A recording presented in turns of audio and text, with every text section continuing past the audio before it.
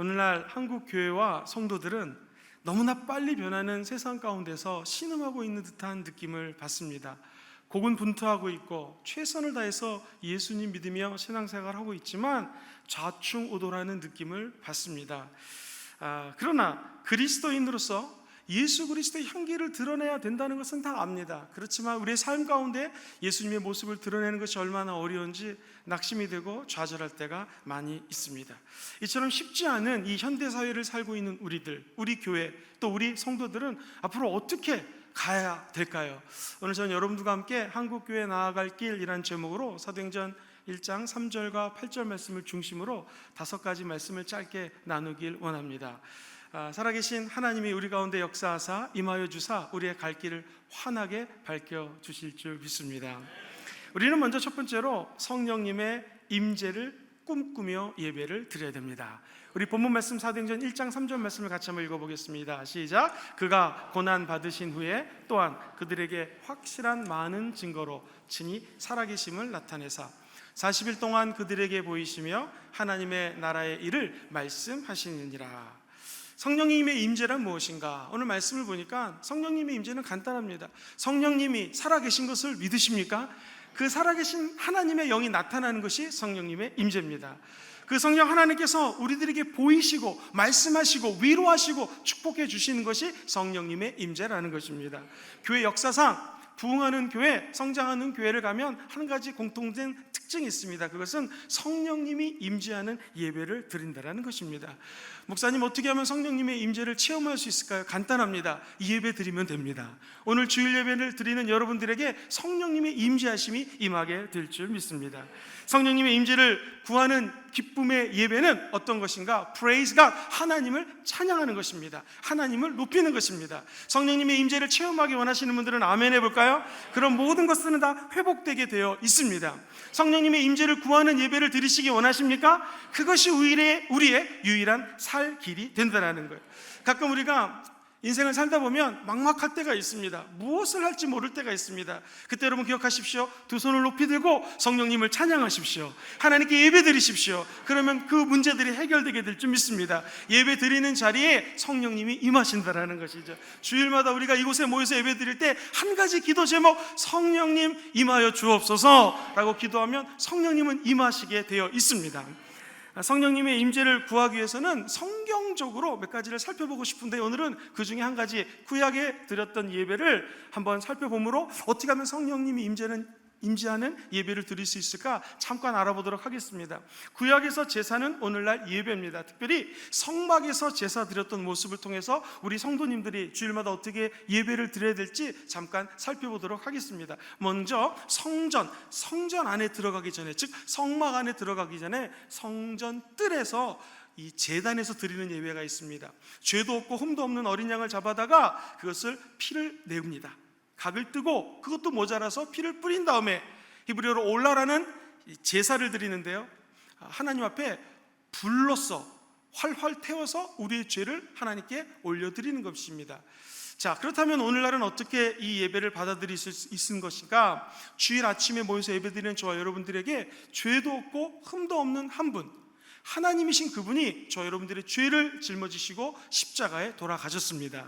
마치 각을 뜨고 피를 흘리신 그 제물처럼 아무도 죄가 없는 그분이 채찍에 맞음으로 말미암아 십자가에 못 박혀 죽으셨고 저와 여러분들의 모든 죄를 사하여 준 줄 믿습니다. 그런 예배를 드릴 때마다 우리의 자화상이 바뀌는 거예요. 내가 10분 전에 죄를 짓고 이곳에 왔다 할지라도, 일주일 동안 살다가 어떤 죄를 짓고 이곳에 왔다 할지라도 우리에겐 희망이 있습니다. 예수님의 십자가, 그분의 보혈을 의지하면 우리의 모든 죄들은 아무리 진홍같이 붉을지라도 흰눈보다 하얘진다라는 것이죠. 우리의 모습이 더 이상 죄인의 모습이 아니라 하나님의 자녀로 살아갈 수 있다라는 것입니다. 이것이 성전 뜰에서 예수 그리스도의 보혈을 상징하는 바로 제단의 예배인 것입니다. 많은 성도들이 예수님의 보혈을 통하여 죄사함 받았습니다, 나는 이제 구원받았습니다, 난 하나님의 자녀가 되었습니다, 이런 확신을 갖는 것 너무나 소중합니다. 그러나 사랑하는 우리 성도님들, 여기에 머무르셔서는 안 됩니다.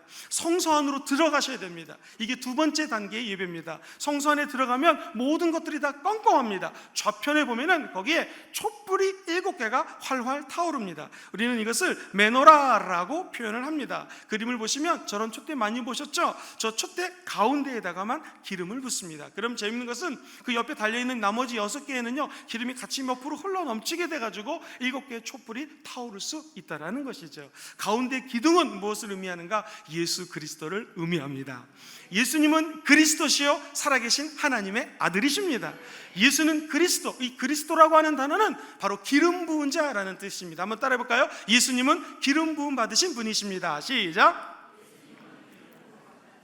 예수 그리스도는 바로 예수님은 기름 부으심을 받았다라는 뜻이에요. 예수는 2000년 고대 근동에 너무나 예수라고 하는 이름이 많았습니다. 그래서 우리가 예수님을 나사렛 예수님이라고 표현합니다. 즉 많은 예수라고 하는 이름 중에 한 분, 완전한 인간의 모습으로 오신 예수님을 의미하는 것이고요. 그리스도라고 하는 것은 크라이스트, 기름 부은 자, 영어를 써서 죄송한데요, The Anointed One, 즉 기름 부으심 받으신 분이 바로 예수 그리스도라는 것입니다. 그렇다면 저와 여러분들은 어떻게 예배를 드릴 수 있을까요? 그것은 간단합니다. 가운데 기둥이 예수님을 상징한다면 저와 여러분들은 그 예수님께 붙어 있으면 됩니다. 할렐루야.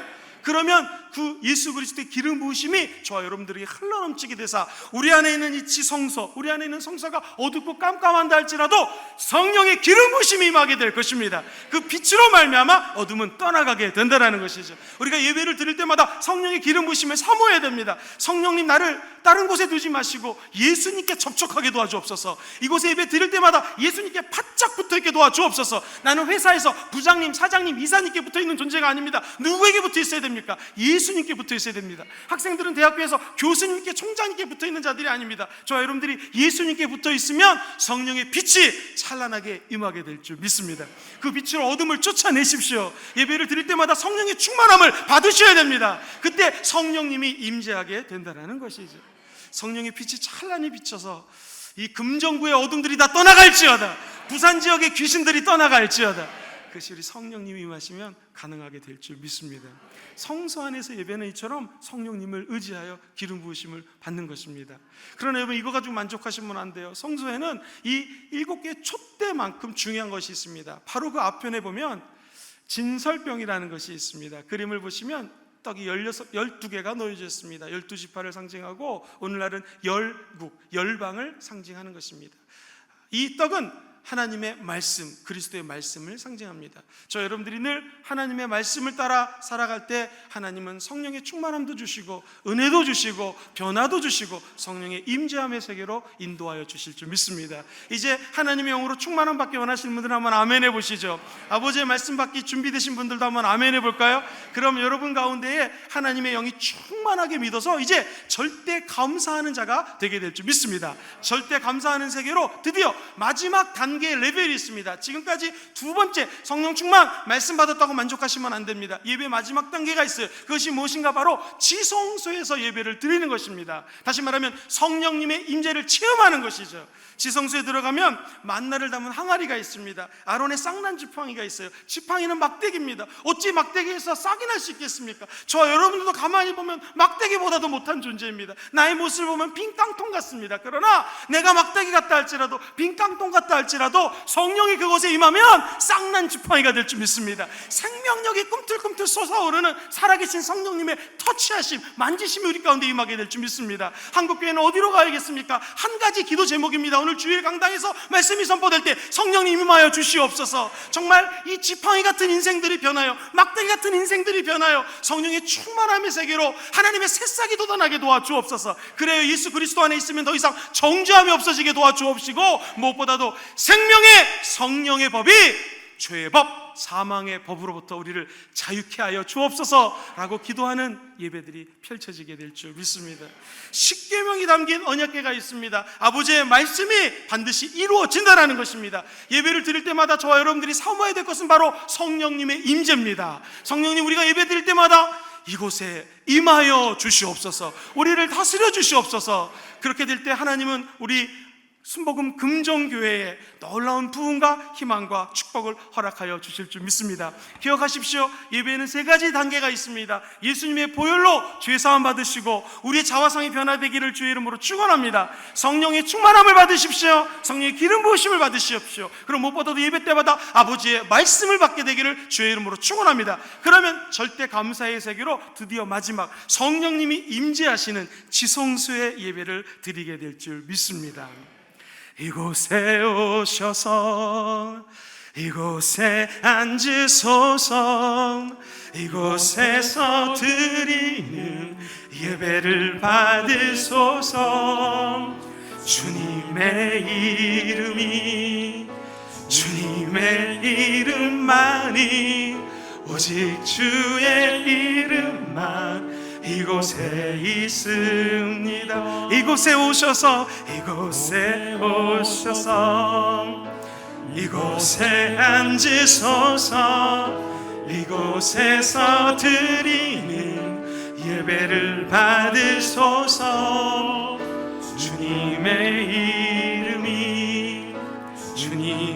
이름만이 오직 주의 이름만 이곳에 있습니다. 할렐루야!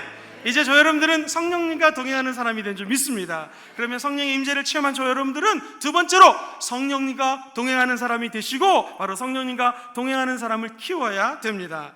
바로 사람입니다. 우리 오늘 본문 사도행전 1장 4절 말씀을 같이 한번 읽어보겠습니다. 시작. 사도와 함께 모이사 그들에게 분부하여 이르시되 내게서 들은 바 아버지께서 약속하신 것을 기다리라.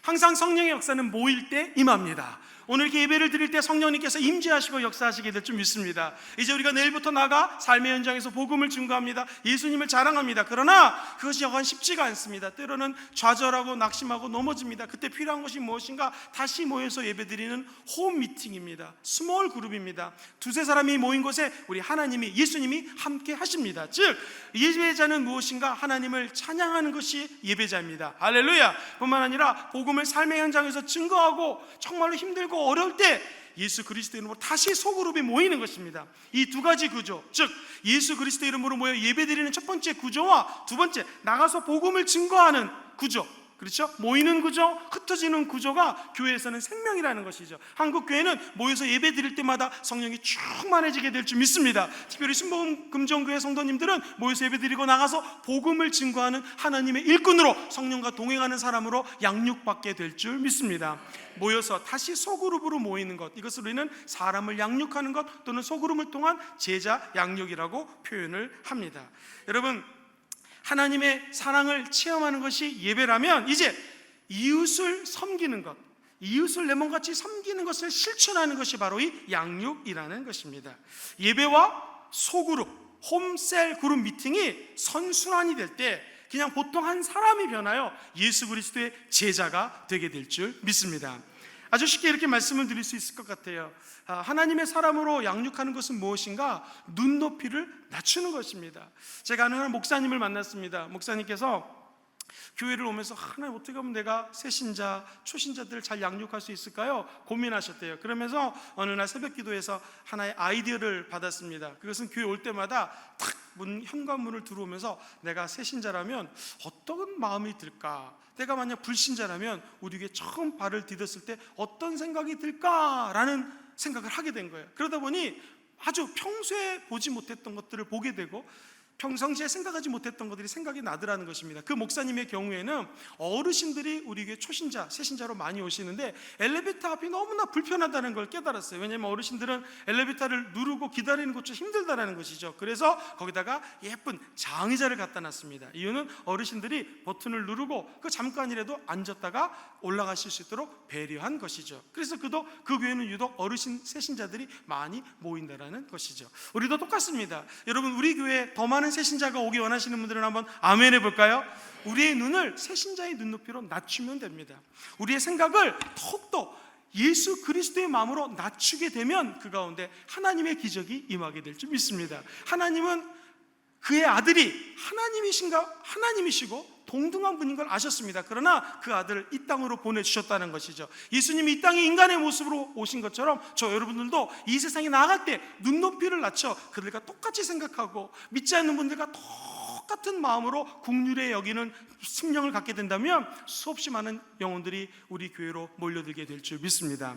저는 하나님의 은혜로 호주에서 한 10년 정도 유학을 했습니다. 총각대 한 4년 공부하고 박사과정을 한 6년 공부했는데, 제가 한 번은 한국에서 손님이 오셔서 호주에 있는 시드니에 있는 시내에 이제 박물관하고 미술관을 구경시켜 드렸습니다.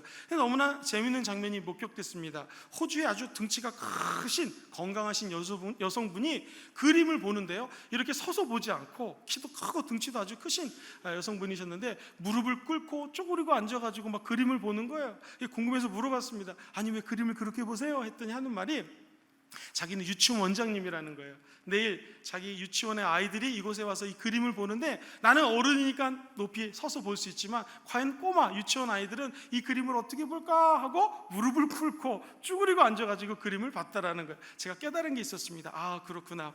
우리가 이 세상을 바라볼 때 우리의 눈이 아닌 예수님의 눈으로 바라본다면 그곳에 기적이 임하게 될 줄 믿습니다. 우리도 예수님의 제자가 되었다면, 성령과 동행하는 사람이 되었다면 낮은 모습으로 낮아지게 되면 평상시에 보지 못하는 것들이 보여지게 될 줄 믿습니다. 다음 세대는 우리 교회의 희망입니다. 초등부, 유치부, 고등부 아이들을 어떻게 양육할 수 있을 것인가? 아주 간단합니다. 양육의 자세가 낮아지면 됩니다. 나는 초등학교, 중학교, 고등학교, 대학생 아니지만 그들의 눈으로 낮아져서 그들을 바라보게 된다면 다음 세대에 희망이 있고 길이 있고 꿈이 펼쳐지게 될 줄 믿습니다. 최근에 교회학교가 부흥하는 한 교회가 있어서 소개합니다. 충신교회라는 곳인데요, 이전호 목사님이 담임 목사님이십니다. 이분이 부임하신 지 9년이 지났는데요, 목사님 처음부터 다음 세대 외치기 시작했습니다. 이제는 대표 기도할 때도 장로님께서 이렇게 기도하신답니다. 우리 교회는 다음 세대를 위한 교회입니다. 다음 세대를 하나님 책임져 주시고 축복해 주세요. 최근에 이런 일이 있었습니다. 반주하는 집사님이 다른 교회로 가서 반주를 하게 됐습니다. 장로교회는 이제 그런 일들이 많이 일어나는데요, 그런데 목사님께 찾아서 목사님 교회를 옮길 수가 없다라는 거예요. 왜 그러세요? 그랬더니 우리 딸이 교회를 절대로 옮길 수 없다라는 거예요. 초등학교 2학년짜리가. 왜 그러냐 그랬더니 엄마, 이 교회는 내 교회예요 그러는 거예요. 알고 봤더니 목사님이 부교육자들이 교회학교 선생님들을 이렇게 훈련시킵니다. 나는 여러분들의 리더인데, 리더는 다른 게 아니라 코치입니다. 여러분 하나하나 하는 것을 제가 도와드리고 여러분이 성장할 수 있도록 코칭하는 게 제 일입니다. 그래서 그 교회는 교회 공과라는 것이 거의 없어요. 목사님, 전도사님 설교하고 끝나고 나면 분방 공부를 하긴 하는데 성경 공부하는 게 아니라 그냥 담임 선생님들이 코치가 되는 거예요. 너는 꿈이 뭐니? 저는 의사가 되고 싶어요. 그러면 그 교회 의사 선생님 있으면 만나가지고 서로 커피를 마시고 교제를 하게 합니다. 의사가 되려면 뭐가 필요해요? 무슨 공부해야 되고 어떻게 해야 된다라는 걸 배워서 아이들이 꿈을 갖는 거예요. 그러니까 교회학교 선생님과 아이들이 하나의 멘토, 코치로 맺어지는 거예요. 그러니까 교회 오는 것이 너무나 즐겁다라는 거예요. 그래서 엄마한테 나는 교회로 옮길 수가 없어요. 이 교회 너무나 재밌고 즐거운데 왜 교회로 옮깁니까? 해서 이 교회는 목사님 부임할 때 교회학교 아이들이 500명이었는데 지난주에 1000명이 넘게 몰려들게 되었습니다. 아이들만. 어떻게 가능합니까? 우리가 낮은 자세로 아이들과 친구가 되고 저 아이들이 필요한 게 뭐고 저 아이들이 꿈이 뭐고 저 아이들의 비전이 무엇인지를 눈을 낮춰 생각하게 되면 성령님이 임하사 그게 놀라운 부흥과 비전이 임하게 될 줄 믿습니다. 성경은 이야기합니다. 자녀들은 예언할 것이요 청년들은 환상을 보고 아비들은 꿈을 꾸리라. 누가 임할 때 가능합니까? 성령님 임하면 그 공동체에 성령의 역사하시고 사람을 키우는 역사가 나타나게 될 줄 믿습니다. 여러분, 성령이 임하시면 우리에게 통찰력을 주십니다. 다음 세대를 키울 수 있는 것, 성령님이 무한한 아이디어를 저 여러분들에게 이 교회에 허락하여 주게 되기를 주의 이름으로 소망합니다. 아주 간단한 아이디어가 있습니다. 양육하는 자들은 예수와 함께 죽는 것입니다. 그리고 예수와 함께 부활하는 것입니다. 나아가 그 부활하신 십자가의 사랑을 전하는 것이 바로 저 여러분들이 해야 될 일인 줄 믿습니다. 방성기 목사님이라는 분이 계시는데요, 그분이 외국에서 유학할 때 일입니다. 아니, 교수님이 수업 시간에 막 거의 원맨쇼를 하시더라는 거예요. 뭐라고 그러시냐면, 여러분과 저는 예수님 안에서 죽은 사람입니다. 이제 우리가 사는 게 아니라 예수님이 사십니다. 그러면서 갑자기 누우시더래요. 그러고 나서는 막 또 얘기를 하시다가 하나님에 관한 이야기를 하면 벌떡 일어나갖고 하나님은 살아계십니다, 예수님 이 가운데 계십니다 하다가 세상 얘기, 죄 얘기 나면 또 갑자기 수업을 하던 교수님이 벌러덩 누우시더라는 거예요. 죄에 대해서 얘기할 때는 누워 계시고 예수님, 성령님 이야기 때는 벌떡 일어나시고, 그러면서 이렇게 이야기를 끝맺었다고 합니다. 이것이 우리 그리스도인의 삶입니다. 여러분과 제가 회사에 내일부터 출근하셔서 그렇게 했으면 좋겠습니다. 하나님 얘기 나오면요 벌떡 일어나시고 할렐루야, 예수님 증거하시고, 세상 얘기, 찌들어져가는 어둠의 얘기, 부정적인 얘기면 그 자리에 예수 그리스도와 함께 십자가에 바짝 죽어 엎드러지시게 되기를 주의 이름으로 소망합니다. 그러다 예수님 얘기 나오면 또 부활하시고, 예수의 죽음 우리의 죽음입니다. 예수님의 부활 우리의 부활입니다. 예수님이 주신 성령님 우리 안에 계신 줄 믿습니다. 그 성령님을 통하여 수없이 많은 제자들을 양육하는, 성령과 동행하는 사람들을 길러내는 아름다운 순복음 금종교회가 되기를 주의 이름으로 축원드립니다. 이제 세 번째로 우리들이 나아가야 될 길은 무엇입니까? 성령의 권능을 받아야 될 줄 믿습니다. 우리 본문 말씀 사도행전 1장 5절 말씀을 큰 소리로 같이 읽어볼까요? 시작. 요한은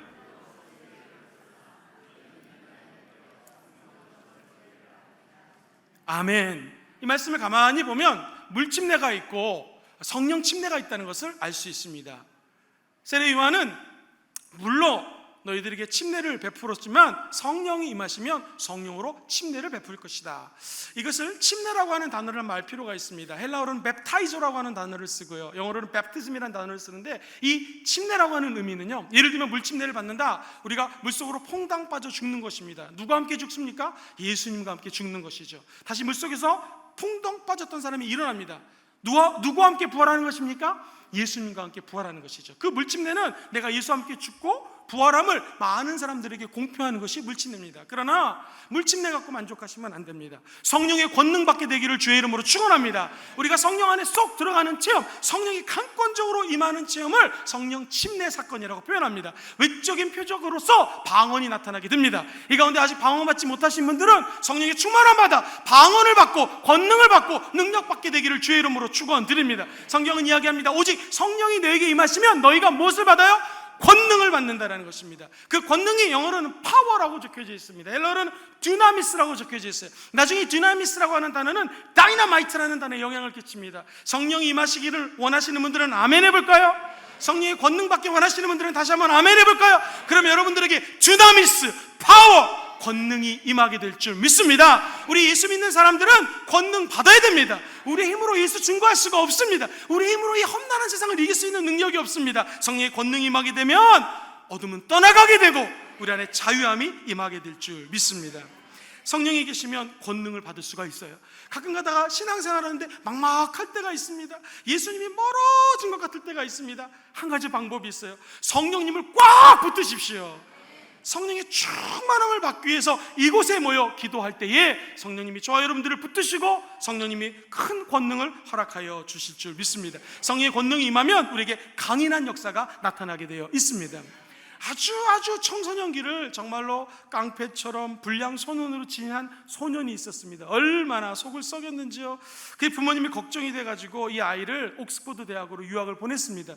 그곳에서 홀리클럽이라고 하는 클럽에 가입을 한 이 젊은이가 무려 저녁 6시부터 9시까지 3시간 청년 충만을 해서 기도를 합니다. 그러면서 이 아이가 변하게 되는 거예요. 드디어 이 젊은이에게 성령의 불이 임하게 됩니다. 그 유명한 부흥사 휘필드라고 하는 유명한 목사님의 간증입니다. 그가 성령의 불을 받자 견딜 수가 없는 거예요. 그래서 교도소에 가서 복음을 증거하면 그 많은 죄인들이 예수 믿고 구원을 받습니다. 위대한 부흥사가 되어서요, 탄광촌에 가서 복음을 증거하면 거기 있는 사람들이 전부 다 변화되고 예수를 믿는 역사가 나타난다는 것이, 그것이 어떻게 가능하겠습니까? 성령님의 권능이 임하면 가능하다는 것입니다.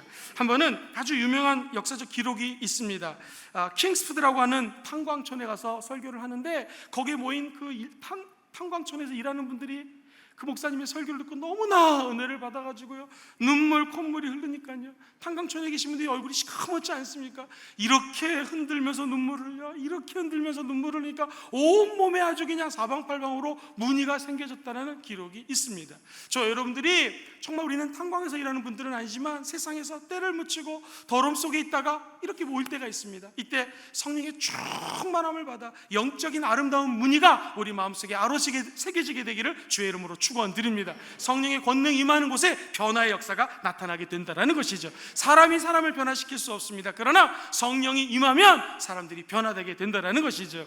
오늘 우리 교회를 통하여 부산 지역이 변화되고 부흥되기 원하시는 분들은 한 번 더 아멘 해봅시다. 그러기 위해서 우리가 변화되어야 된다는 것입니다. 한 가지 방법, 성령의 권능이 임하면 변화되게 될 줄 믿습니다. 먼저 저와 여러분들은 영적으로 변화해야 됩니다. 그리고 수없이 많은 책들을 읽고 많은 공부를 통해서 지성이 변화돼야 될 줄 믿습니다. 무엇보다도 우리의 마음이 따뜻한 마음, 예수님을 닮아가는 마음으로 변화되기를 주의 이름으로 축복합니다. 성령의 권능이 임하면 만날 사람을 만나게 해줍니다. 아름다운 사회성 네트워크가 만들어진다는 것이죠.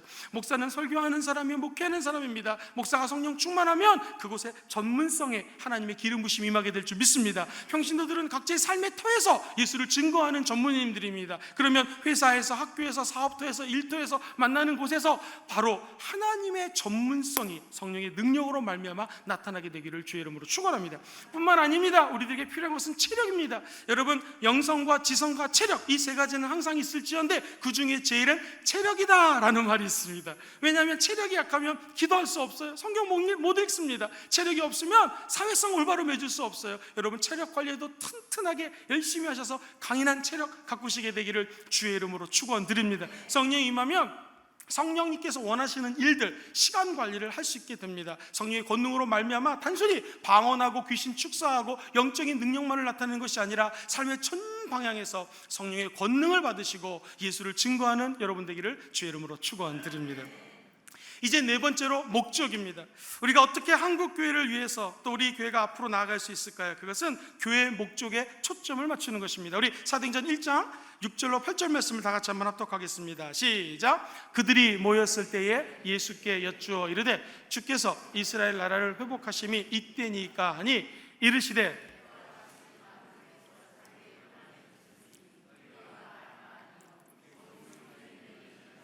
너희가 권능을 받고 예루살렘과 온 유대와 사마리아와 땅끝까지 이르러 내 증인이 되리라 하시니라. 아멘. 사람들이 물어봅니다. 예수님 이 땅에 오셔서 십자가의 고난을 받으시고 이제 부활하셨습니다. 40일 동안 게바와 제자들에게 나타나셨습니다. 주님, 그러면 이제 이스라엘을 역사적으로, 정치적으로, 경제적으로 회복하실 때가 이때십니까? 주님이 오신 목적이 바로 이 모습을 위해서 오신 것입니까? 라고 주님께 목적을 물어봅니다. 그때 우리 예수님의 대답은 너무나 간단 명료합니다.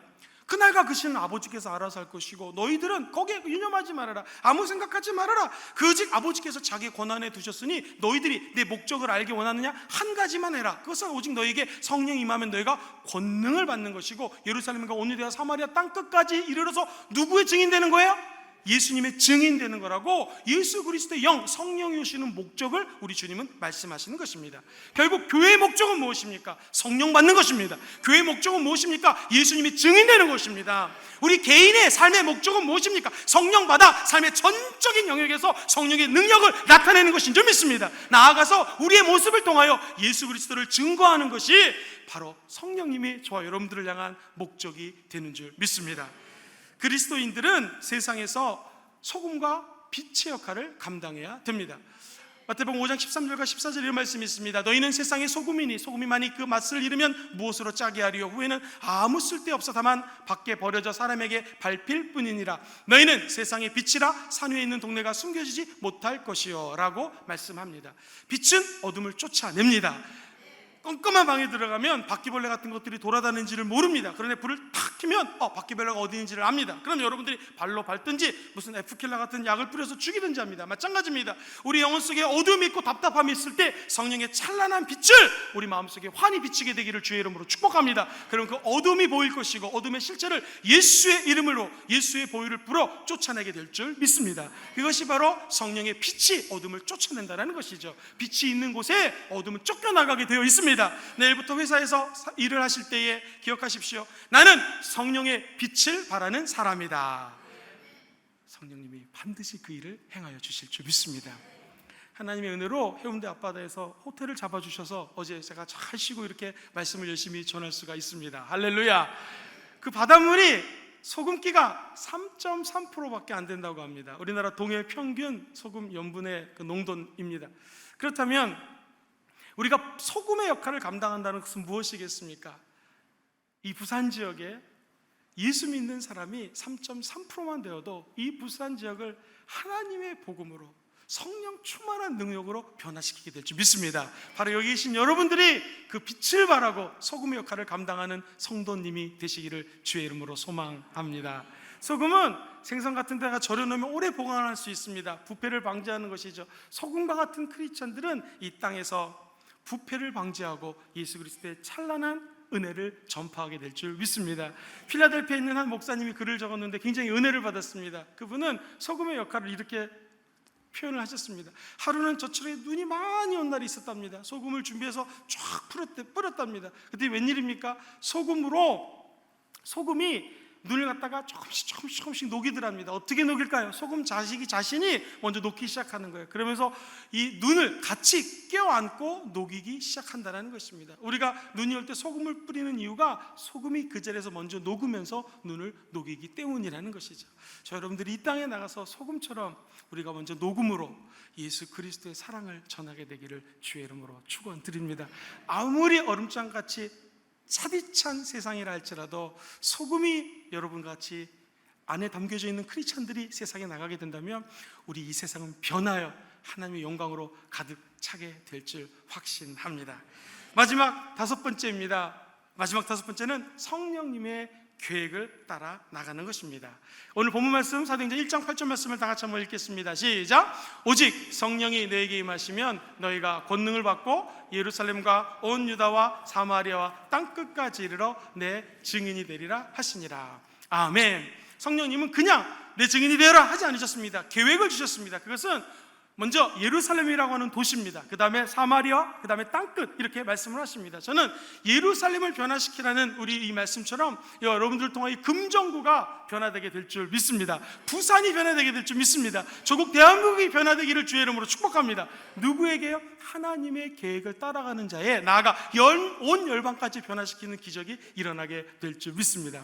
성경을 읽다가 한 구절에서 은혜를 받았습니다. 로마서 8장에 나오는 말씀인데요, 이렇게 한번 적혀져 있습니다. 같이 한번 읽어볼까요? 마음을 시작. 마음을 살피시는 이가 성령의 생각을 아시나니 이는 성령이 하나님의 뜻대로 성도를 위하여 간구하심이니라. 여기서 성령이 하나님의 뜻대로 간구하신다고 하는데 이 뜻대로란 단어가 저에게 은혜가 되었습니다. 하나님의 뜻이 무엇일까요? 카타라는 단어를 쓰는데 헬라어로는 이게 바로 하나님의 계획이 있으시다라는 거예요. 성령님은 누구신가? 하나님의 계획대로 저와 여러분들 위해서 기도해 주신다라는 거예요. 오늘 저와 여러분들이 기도하다가 하나님의 계획을 발견하게 되기를 주의 이름으로 축원드립니다. 아주 간단합니다. 저와 여러분들이 운전대를 잡았습니다. 그러면 내 계획대로 운전하는 사람은 시동을 겁니다. 그리고 드라이브를 놓습니다. 그냥 앞으로 왼쪽으로 갑니다. 왜? 아는 길이니까. 그러나 지혜로운 사람은 어떻게 갈까요? 시동을 걸기 전에 주님께 먼저 기도합니다. 주님, 이제 내가 차를 출발하고 하자 합니다. 시동을 걸까요? 네, 부르릉 걸었습니다. 이제 기아를 드라이브에 놓지 않습니다. 중립에 놓습니다. 주님, 오늘 하루를 시작합니다. 이제 한 주를 시작합니다. 아니, 내 인생을 시작합니다. 하나님의 계획이 무엇입니까? 주님, 직진하라면 직진하겠습니다. 오늘 내가 이 삶의 자리에서 내가 사업을 하는데, 공부를 하는데 후진하라면 후진하겠습니다. 주님, 왼쪽으로 가라면 왼쪽으로 가겠습니다. 주님, 오른쪽으로 가라면 오른쪽으로 가겠습니다. 이것이 하나님의 계획을 기도하며 알아가는 성도의 자세인 줄 믿습니다. 오늘 예배 드릴 때 주의 음성을 들으십시오. 한 주 동안 살 수 있는 방향을 하나님의 계획을 따라 사시게 되기를 주의 이름으로 축원드립니다. 성령이 임하시면 마땅히 가야 할 길로 인도해 주실 줄 믿습니다. 하나님의 계획 가운데는 우리의 노력이 필요합니다. 성령의 계획에 순종하시고 열정적으로 그 길을 따라가 하나님 나라 확장하는 여러분 되기를 주의 이름으로 축원드립니다. 한국 교회 회복에 대해서 부정적인 이야기들이 많이 나옵니다. 더 이상 회복이 불가능하다라는 이야기도 나옵니다. 그러나 우리에게는 대안이 있는 만큼 희망이 있습니다. 무엇보다도 그 대안을 허락하시는 분은 우리 성령님인 줄 믿습니다. 우리가 나아가야 될 길 5가지입니다. 한번 따라해 볼까요? 성령님의 임재, 성령님의 사람, 성령님의 권능, 성령님의 목적, 성령님의 계획. 영어로 5가지 필요 정리할 수 있습니다. 저는 오늘 큰 소리로 이 말씀을 한번 크게 외치면서 설교를 끝맺고 싶습니다. 먼저 우리 한국교회와 성도님들이 나아갈 길입니다. 하나님의 제가 임재라고 하면 여러분들은 나는 성령님의 임재를 사모합니다 라고 큰 소리로 외치시면 감사하겠습니다. 한국교회 나아갈 길, 성령님의 임재, 성령님의 사람, 성령이 주시는 권능. 나는 성령님의 권능을 받았습니다. 성령님의 목적, 내 목적은 예수 증인되는 것입니다. 할렐루야. 성령님의 계획, 나는 성령님의 계획을 따릅니다. 할렐루야. 오늘 이 말씀이 여러분 삶에 이루어지기를 주의 이름으로 축원드립니다.